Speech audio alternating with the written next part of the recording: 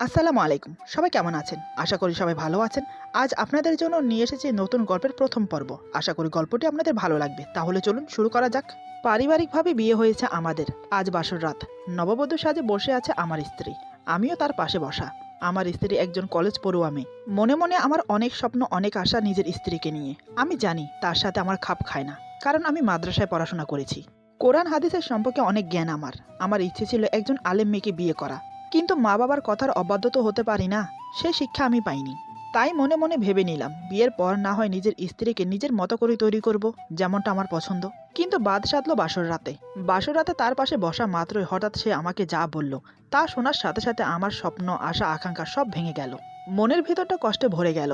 রাগে, ঘৃণায়, অপমানে ইচ্ছে করছিল সব তছনছ করে ফেলি। ইচ্ছে করছিল ওকে থাপ্পড় মেরে জিজ্ঞেস করি কেন এমন করলো। এরপর সে যা করলো আমার সাথে, তার জন্য আমি আরো প্রস্তুত ছিলাম না। আমার নাম মোহাম্মদ আতাউর রহমান রিজু। ফ্যামিলিতে মা, বাবা আর আমি আছি। আমি মা বাবার একমাত্র সন্তান। আমার বাবা একজন বিজনেসম্যান, নাম মোহাম্মদ মতিউর রহমান। আমার বাবা একজন সৎ ব্যবসায়ী, কখনো মানুষের সাথে বেইমানি করেনি। তাই আশেপাশের এলাকায় একটা সুনাম আছে আমার বাবার। আমার বাবা আমাকে তার মতোই বানিয়েছে, পড়াশোনা করিয়েছে মাদ্রাসায়। আসলে এই ইচ্ছেটা আমার বাবারই ছিল। আমি দেখতে হ্যান্ডসাম, গায়ের রং উজ্জ্বল ফর্সা, উচ্চতা 5 ফুট 8 ইঞ্চি, সুটাম দেহের অধিকারী। চেহারায় আলাদা একটা মায়া আছে, যেটা যে কোনো মেয়েকে আকর্ষণ করতে বাধ্য করে। আমি ছিলাম সবসময় একটু অন্য টাইপের, আর 8-10টা ছেলেদের মতো না। সবসময় ঠান্ডা মেজাজে থাকলেও মাঝে মাঝে সামান্য কিছুতেই প্রচুর রেগে যাই। রাগটা হয়তো আমার একটু বেশি, কিন্তু মনের দিক দিয়ে অনেক ভালো। এটা আমি বলছি না, আমার মা বাবা এবং কি আমার বন্ধুরা সবাই বলে। এখন আমি পড়াশোনা কমপ্লিট করে বাবার বিজনেস দেখাশোনা করছি। তার সাথে 5 ওয়াক্ত নামাজ, কোরআন পড়া, ওয়াজ মাহফিলে যাওয়া, সেগুলো তো আছেই। এইভাবেই কাটছে দিন। হঠাৎ একদিন মা বলে উঠল বাবাকে, আমার নাকি বয়স হয়েছে বিয়ে করার। একটা ভালো মেয়ে দেখে বিয়ে দিয়ে দাও। এই বয়সে বিয়ে না করলে আর কখন করবে? এমনিতে তো আমাদের কোনো কিছুর অভাব নেই। বাবা বলে, তা না হয় বুঝলাম, কিন্তু তোমার ছেলেকে জিজ্ঞেস করো সে রাজি কিনা। এমন একদিন আমাকে জিজ্ঞেস করেছিল বিয়ে করার কথা। আমি এক কথাই বলে দিয়েছি, যেটা আপনারা ভালো বোঝেন। তাই তারা দেরি না করে আমার জন্য মেয়ে দেখছেন। এর কিছুদিন পর হঠাৎ আমার বন্ধু আকাশের সাথে দেখা। আমরা একই কলেজে পড়াশোনা করেছি, তবে ছেলে হিসেবে আকাশ অনেক ভালো, বলতে গেলে আমার বেস্ট ফ্রেন্ড। তারপর দুজন কফি শপে বসে কফি খাচ্ছি। আকাশ আমাকে প্রশ্ন করে, কি রে, শুনলাম নাকি তুই বিয়ে করছিস? আমি বললাম, এখনো করছি না, তবে মেয়ে দেখা চলছে। আকাশ বলে, এত তাড়াতাড়ি বিয়ে করছিস? বিয়ে জিনিসটা জানিস? অনেক প্যারা। কেন যে মানুষ বিয়ে করে একমাত্র আল্লাহই জানে। আমি বললাম, মুসলমান হয়ে তোর মুখে এ কথা শোভা পায় না আকাশ। বিয়ে হচ্ছে আমাদের প্রিয় নবী হজরত মোহাম্মদ সাল্লাল্লাহু আলাইহি সাল্লামের সুন্নত। প্রাপ্তবয়স্ক হলে বিয়ে করে নিতে হয়, আর নয়তোবা বিয়ে করার যোগ্যতা থাকলে অবশ্যই বিয়ে করে নেওয়া উচিত। অনেকেই প্রশ্ন করে মানুষ কেন বিয়ে করে, এই যেমন তুই করলি। তার অনেক কারণই আছে, এবং বিভিন্ন মানুষের ক্ষেত্রে তা বিভিন্ন রকমের হয়ে থাকে। কারো বয়স হয়েছে বিয়ে করার, তাই বিয়ে করছে। কারো চাকরি হয়েছে তাই। কেউ দীর্ঘদিন পড়াশোনা করছে, কিন্তু পড়াশোনা শেষ হচ্ছে না, কিন্তু বয়স বেড়েই যাচ্ছে, তাই বিয়ে করছে। কেউ বা প্রেম করছে তাই, কারো দাদি বা নানি চাচ্ছে তাই। বিভিন্ন কারণে মানুষ বিয়ে করে। এসব কারণের মূল কারণ হচ্ছে মানুষকে বিয়ে করতে হবে, তাই কোনো কিছুকে উপলক্ষ করে মানুষ বিয়ে করে। আকাশ বলে, তোর কথা মানলাম, তবে আখেরে যে বিয়ে করে তারই তো লাভ, তাই নয় কি? একটা বিষয়ে ভেবে দেখ, আজকাল বিয়ে হচ্ছে বিজনেস। বিয়ের অনুষ্ঠান, লোকজন খাওয়ানো, বউয়ের মোহরানা, আরো অন্যান্য যাবতীয় খরচ তো আছেই। সব মিলিয়ে অনেক খরচ। এই ব্যাপারে তুই কি বলবি? আছে কি কোনো জবাব তোর কাছে? আমি বললাম, তুই কি প্রশ্ন করছিস না জানতে চাইছিস, কোনটা? আকাশ বলে, জানতে চাইছি। আমি বললাম, তাহলে শোন, তোকে আজ হাদিস সম্পর্কে কিছু কথা বলি। আশা করি তাতেই তোর কাছে সব ক্লিয়ার হয়ে যাবে। বর্তমানে বিয়ের বাজার কেমন যাচ্ছে? এজন্যই বাজার বলছি, কারণ এখন তো টাকার সাথে সম্পর্কিত। টাকা ছাড়া যেমন বাজার করা যায় না, তেমনি বিয়েও করা যায় না। রাসূল সাল্লাল্লাহু আলাইহি সাল্লামের জামানায় লোহার আংটি, জুতো, স্যান্ডেল, মোহরানা দিয়েও বিয়ে হতো। কিন্তু এখন সেটা কল্পনারই বিষয়। বাস্তবে লোহার আংটি, জুতো, স্যান্ডেল দিয়ে বিয়ে তো করা সম্ভবই নয়। এমনকি অপমান করা হবে, বলবে যে তুমি বিয়ে করতে কেন চাইছো। বর্তমানে সবার স্বপ্ন তাদের ড্রিম ম্যারেজ নিয়ে। এমন একটি বিয়ে হতে হবে যা সবার কাছে চিরস্মরণীয় হয়ে থাকবে। সবাই যেন বলে, এই বিয়েটা দারুণ, এমন বিয়ে কোনোদিন দেখিনি। অধিকাংশ যুবক যুবতীরা এখন তাই ভাবে। আর ইংলিশ, হিন্দি বিনোদন মাধ্যমগুলি এই স্বপ্নগুলিকে আরো সুন্দরভাবে প্রচার করছে, এবং এর প্রভাব বিরাজ করছে সর্বত্রে। সব মিলিয়ে ড্রিম ম্যারেজের বর্তমান বাজার মূল্য 15 থেকে 20 লাখ টাকা। কিছুটা সাধারণভাবে বিয়ে করলে হয়তোবা 5-10 লাখ টাকার মধ্যেও হওয়া সম্ভব। ভাবতে অবাক লাগছে সমাজ আমাদের কোথায় নিয়ে যাচ্ছে, এবং আমরাও বা তার সাথে তাল মিলিয়ে কি করছি। ইসলাম কি আমাদের এই শিক্ষা দেয়? এসবই হচ্ছে পাশ্চাত্যের কুশিক্ষা। কিন্তু দিনদার যুব সমাজের উপর এর প্রভাব কেমন পড়ছে? দাড়ি রাখা ছেলেদের সাথে বিয়ে দেব না, কারণ দাড়ি নিয়ে নানান সমস্যা বলে শেষ করা যাবে না। তাই ওই ঝামেলাতে যাওয়া হবে না। আর যদি রাজিও হয়ে যায়, তবে ছেলে কি করে, মোহরানা 10-15 লাখ টাকা দিতে পারবে কিনা ইত্যাদি। তাই একটি সাধারণ পরিবারের দিনদার ছেলে তাদের মতোই সাধারণ পরিবারের মেয়েকে বিয়ে করার সাহস করতে পারে না, যেহেতু মেয়েদের পরিবারের চাহিদা অনেক বেশি। বিয়ে করতে না পারার কারণে বিভিন্ন ফিতনায় পড়তে হচ্ছে দিনদার সাধারণ ছেলে মেয়েদের। ছেলেদের চোখ চলে যাচ্ছে রূপবতী নারীদের দিকে, মন চাইছে তাদের সাথে কথা বলতে, সেই সাথে ইবলিশ অন্তরঙ্গ বন্ধু হয়ে তো সর্বদা পাশে আছেই। ফিতনা থেকে বাঁচার উপায় বিয়ে, কিন্তু তা তো একটা অবাস্তব স্বপ্নের মতো। জুতা স্যান্ডেলে তো মেয়ের বাবা বিয়ে দেবে না, কারণ ছেলের ঘাড়ে অতিরিক্ত মোহরানার বোঝা না দিলে মেয়ের ভবিষ্যৎ অন্ধকার। যে কোনো সময় মেয়েকে তালাক দিয়ে দিতে পারে, সেখানেই সবার ভয় থাকে। রাসূল সাল্লাল্লাহু আলাইহি সাল্লাম সাহাবীদের একদিন বললেন, স্বামী স্ত্রী সহবাস করলে সদগার সোয়াব হবে। সাহাবীরা অবাক হয়ে জিজ্ঞেস করলেন, এ আবার কেমন করে হয়? আমরা নিজেদের মনের চাহিদা পূরণ করব, আর এতে সদগার সোয়াব হবে? রাসূল সাল্লাল্লাহু আলাইহি সাল্লাম বললেন, হ্যাঁ, কারণ এ না করলে অনেক পাপ হবে। আর স্বামী স্ত্রীর মধ্যে মিলনের ফলে বিষয়টি স্বামী স্ত্রীর মধ্যে সীমাবদ্ধ থাকে। জাহিলে যুগে মানুষ মেয়েদের বিয়ে করত ভোগ করার জন্য, স্বর্ণ যুগে মানুষ বিয়ে করত পাপ থেকে বাঁচার জন্য। আর পাপ থেকে বাঁচার জন্য বিয়ে করাই হচ্ছে বিয়ের মূল উদ্দেশ্য। এজন্য লক্ষ্য রাখতে হবে আমার ছেলের দ্বারা তো পাপ হচ্ছে না, আর পাপের আশঙ্কা থাকলে উচিত হবে তাড়াতাড়ি বিয়ে দিয়ে দেওয়া। কিন্তু তাড়াতাড়ি দেই কি করে? আমার ছেলে বউকে খাওয়াবে কি? এভাবে ছেলেকে বিয়ে দিলে সমাজ আত্মীয় স্বজনেরা কি বলবে? আর বিয়েই বা দেব কি করে? মোহরানা বিয়ের খরচ তো আর কম না। নাতি নাতনি হলে আরো ঝামেলা। তার থেকে ছেলে চাকরি পাক, বিয়ের টাকা করুক, সমস্যা কি? এত তাড়াতাড়ি বিয়ে না করলেও চলবে। ছেলে মাস্টার্স করছে, কিন্তু চাকরি নেই, দিন চলে যাচ্ছে, মাথায় টাক পড়ে যাচ্ছে, কিন্তু কেউ পরকালের চিন্তা করে না। আর পরকালের চিন্তা না করলে পাপ থেকে বাঁচার আবার প্রয়োজন কি? এখন যদি মারা যেতে হয়, তবে আল্লাহর কাছে কি জবাব দেব? চোখের গুনাহ, ছোট গুনাহ, বড় গুনাহ, কবিরা গুনাহ ইত্যাদি। একটি ছেলে একটি মেয়ের অবৈধ সম্পর্কের গুনাহ হলো কবিরা গুনাহ। এটা বয়সের দোষ, এখন সবাই তাই করে। এটা সাধারণ ব্যাপার, মেনে নিতে হবে। আগেকার যুগ তো আর নেই, তাই বর্তমান পাপ কাজ সাধারণ ব্যাপার, আর বিয়ে স্বপ্নের ব্যাপার। এবং স্বর্ণ যুগে বা সাহাবীদের যুগে পাপ কাজ ছিল স্বপ্নের ব্যাপার, আর বিয়ে ছিল সাধারণ ব্যাপার। এবার বলতো, তুই কি বুঝলি? তোকে কি আর বোঝাতে হবে? আকাশ বলে, না আমার বন্ধু, আমি বুঝে গেছি, তাহলে আমিও আর অপেক্ষা করব না। আমি বললাম, কিসের? আকাশ বলে, কিসের আবার? বিয়ের। আমিও এবার বিয়ে করে নেব। ওর কথা শুনে আমি হো হো করে হেসে উঠলাম। তারপর একসাথে দুজন হাসলাম। এভাবে আরো কিছুক্ষণ গল্প করে চলে এলাম। এদিকে মা বাবা আমার জন্য মেয়ে পছন্দ করে ফেলেছে, তাও আবার কলেজ পড়ুয়া মেয়ে। কথাটা শুনে আমি আপসেট হয়ে গেলাম। কোথায় ভেবেছিলাম আমার জন্য আলেম মেয়ে পছন্দ করবে, যেহেতু আমি মাদ্রাসায় পড়েছি। কিন্তু তা না করে কলেজে পড়া মেয়ে পছন্দ করেছে। মা বলল, মেয়েটা নাকি ভারী সুন্দর। প্রথম দেখাতে মেয়েকে তাদের পছন্দ হয়েছে, সেখানে আর কি করা যায়? মা বাবা যেহেতু পছন্দ করেছে, আমি আর অমত করলাম না। পরে না হয় নিজের মতো করে বানিয়ে নেব। আমাকে মেয়েটার ছবি দিল। সত্যি মা বাবার পছন্দ আছে বলতে হয়। আমি তো ছবি থেকে চোখই সরাতে পারলাম না, যেন আল্লাহর নিখুঁত হাতে বানিয়েছে, কোনো দিক দিয়ে খামতি রাখিনি। ছবিটা দেখেই যেন মেয়েটার প্রেমে পড়ে গেলাম। মনে মনে নিজের করে পাওয়ার আকাঙ্ক্ষা জাগলো। তারপর আমাদের বিয়ের দিন ঠিক হলো। আগামী মাসের 15 তারিখ শুক্রবার আমাদের বিয়ে। মনে মনে খুশি হলাম একজন জীবনসঙ্গিনী পাবো বলে। যেমন বিয়ের কথা শুনলে সবার মনে লাড্ডু ফোটে, ঠিক তেমনি আমার মনেও ফুটেছে। অপেক্ষায় রইলাম সেই দিনটার জন্য। একসময় সেই দিনটা চলেও এলো। আজ আমাদের বিয়ে। একে একে বিয়ের সব কাজ সম্পূর্ণ হলো। এখন বিদায় নিয়ে বাড়ি ফেরার পালা। মেয়েটা খুব কান্নাকাটি করছে। মনে মনে ভাবলাম হয়তো মা বাবাকে ছেড়ে যাচ্ছে, তাই কাঁদছে। একসময় বিদায় নিয়ে গাড়িতে বসলাম। মেয়েটার দিকে তাকিয়ে দেখি চোখ বেয়ে এখনো জল পড়ছে। মুখটা খুব গম্ভীর করে রেখেছে, যেন মুখে বিনা আশারে মেঘ জমেছে। আমি কিছু বললাম না। পুরো গাড়িতে দুজন চুপচাপ। একসময় বাড়ি পৌঁছে গেলাম। সবাই বউকে নিয়ে ব্যস্ত হয়ে পড়ল, আর আমি আমার বন্ধুদের সাথে আড্ডা দিতে চলে গেলাম বাড়ির বাগানে। সবাই আমাকে নিয়ে নানান কথা বলে ঠাট্টা মশকরা করছে। বিয়ের দিন এমনটাই হয় হয়তো। আমিও চুপচাপ ওদের কথা শুনে যাচ্ছি। আড্ডা দিতে দিতে কখন যে রাত 12টা বেজে গেল বুঝতেই পারিনি। হঠাৎ বাড়ির ভেতর থেকে ডাক আসলো। আসলে বাসর ঘরে যাওয়ার সময় হয়েছে, তাই এই ডাক। আমার বন্ধুরা নানান কথা শিখিয়ে দিয়ে অল দ্য বেস্ট বলে বিদায় দিল আমাকে। আমিও এক পা দু পা করে বাসর ঘরের দিকে এগিয়ে গেলাম। ঘরে প্রবেশ করে দরজাটা খট করে লাগিয়ে দিলাম, মানে একটু শব্দ করিয়ে লাগিয়েছি, যাতে আমার লক্ষ্মী বউটা শুনতে পায়। তাই হলো, দেখলাম সে নড়ে চড়ে বসেছে। আমি ধীরে ধীরে ওর পাশে গিয়ে বসলাম। কোনো রিয়েক্ট নেই।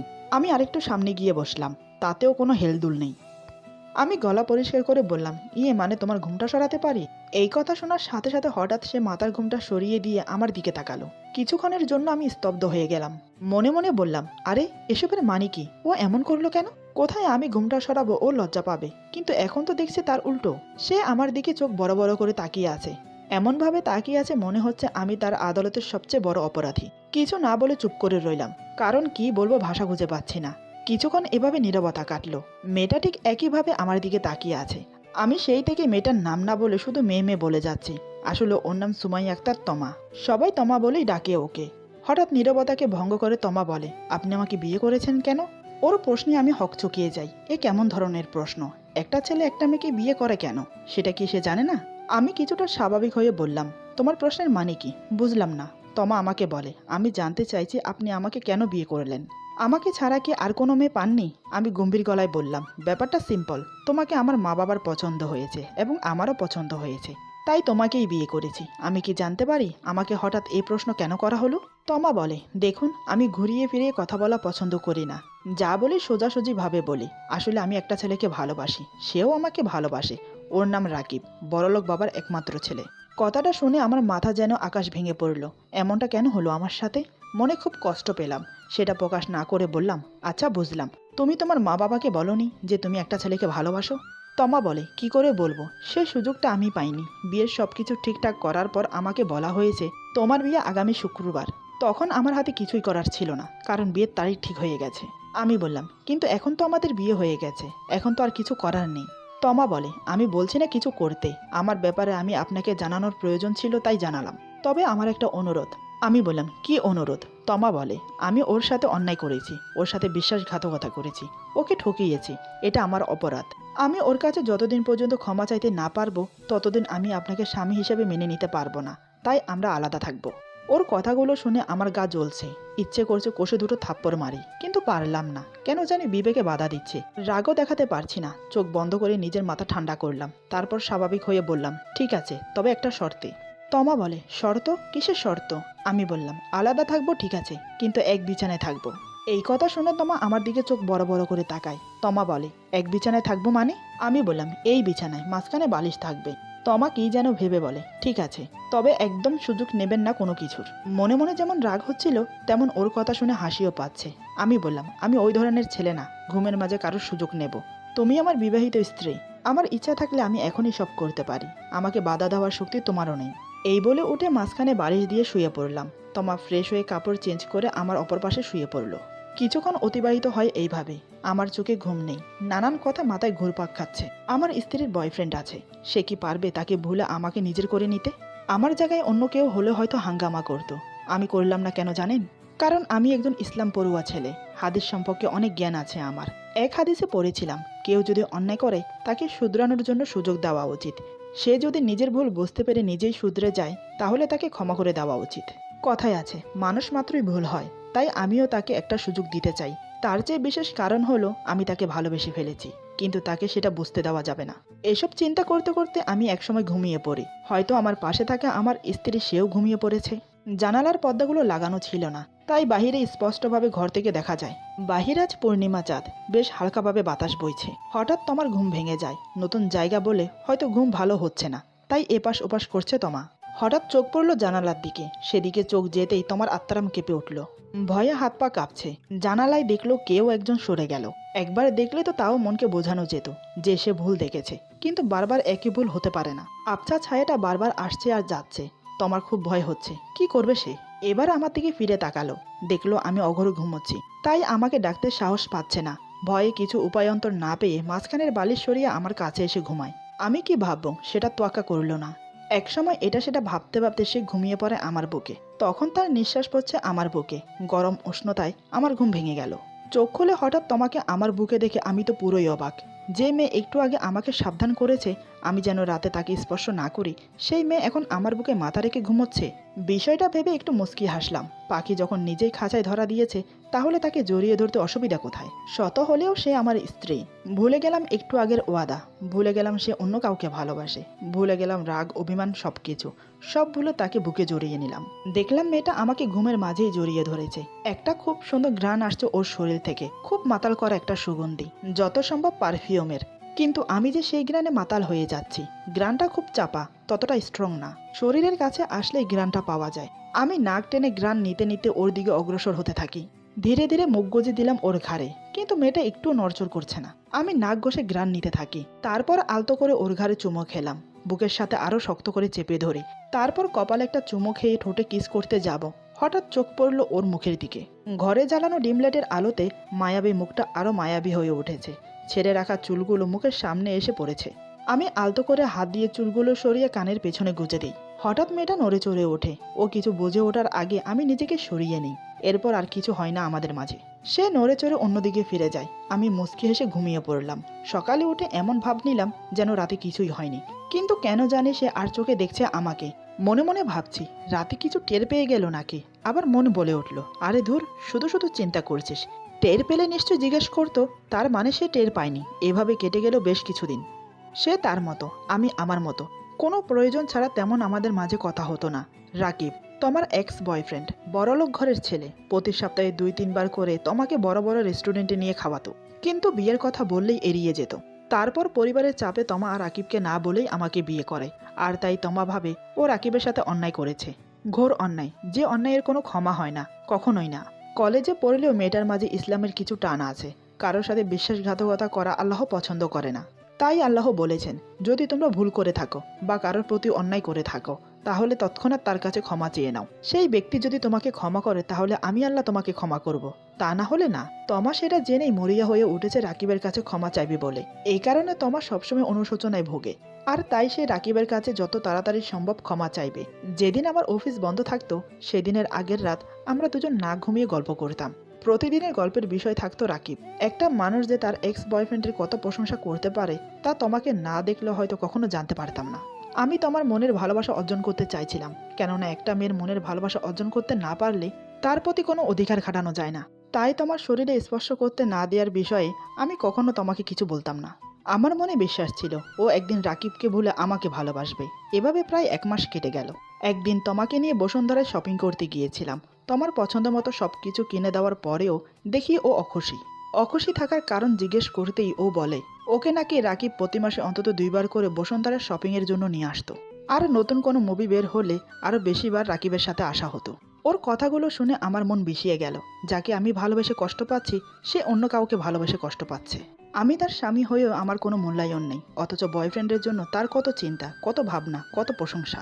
মনে মনে খুব দুঃখ পেলাম, কিন্তু ওকে রাগ করে কিছু বলতেও পারছি না। কারণ কোনো ঝামেলা করলে মা বাবার কানে যাবে, তাতে যদি মা বাবা মনে কষ্ট পায়। তাই সবকিছু মুখ বুজে সহ করে যাচ্ছি।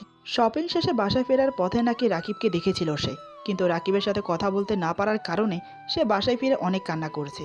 এ যেন মরা কান্না, দেখে তো অবাক, এ কেমন মেরে বাবা। এদিকে তোমা কান্না করেই যাচ্ছে ছোট বাচ্চাদের মতো। তোমার কান্না সহ করতে না পেরে বাংলা সিনেমার দয়ালু নায়কদের মতো আমিও তাকে ওয়াদা করেছি, যেমন করেই হোক রাকিবকে তার সামনে এনে দাঁড় করাবো। সেদিনের মতো আমার আশ্বাস পেয়ে ওর কান্না থেমেছিল। তাছাড়া ওয়াদার কারণে এখন আমার প্রতি ওর মায়া একটু বেড়েছে। হয়তো রাকিবের কাছে ক্ষমা চাইতে পারলেই মনে হয় সব কিছু ঠিক হয়ে যাবে। হয়তোবা আমাকেও ভালোবাসতে শুরু করবে। আমি রাতে না ঘুমিয়ে যখন মাথার ভিতরে এসব আওড়াচ্ছি তখন আমার পাশে তমা ঘুমোচ্ছে। ঘর সম্পূর্ণ অন্ধকার। বাইরে থেকে পূর্ণিমা চাঁদের মৃদু আলো রুমে প্রবেশ করছে। তাতে পুরো ঘর আলোকিত হয়ে আছে। এমন সময় লক্ষ্য করলাম বারান্দা দিয়ে একটা মানুষের মতো অবয়ব আমাদের রুমে প্রবেশ করার চেষ্টা করছে। মনে তো হচ্ছে চোরই হবে যত সম্ভব। তা না হলে এত রাতে এখানে কে আসবে?